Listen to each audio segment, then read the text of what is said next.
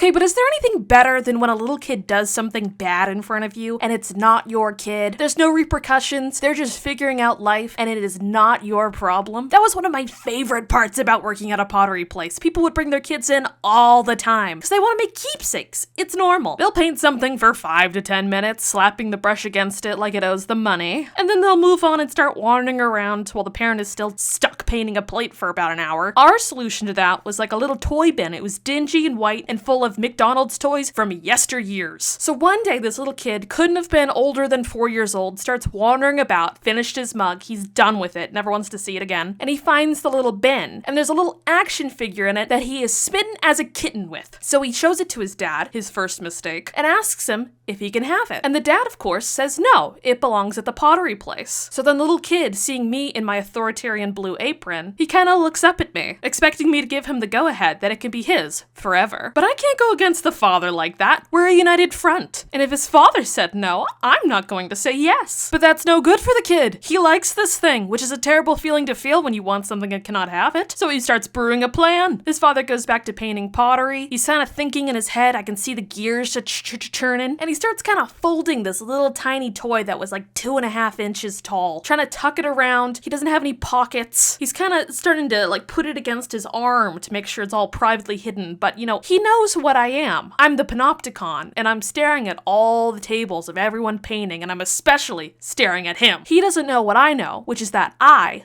don't care about that toy. But now it's been established, it belongs here. So he kind of wanders back and forth between the front desk like he's stalking me as his prey. He's shuffling around. His brother comes, asks him what the figure looks like. He's pretending like it disappeared into the void. And then his dad finishes up, and so does his brothers. And in all the chaos of paying and checking out, he walks out the door, toy in hand, still looking back to see if I've noticed. And I'm pretending like I haven't. It is nary a day before they return to my shop, his father bringing him up to the front desk immediately. This little kid already crying. His father directing him to talk to me. Suddenly, I'm on a Broadway stage and it's my time to perform. This kid crying, holding up the figure, apologizing for his grand larceny. And I take that little tiny piece of plastic into my hands and I say, "Oh, thank you for bringing it back. I was looking for this. Thank you for doing the right thing." And his father pats him on the shoulder and escorts him out. And thus I take my bow and my role in society has been completed. A lesson learned.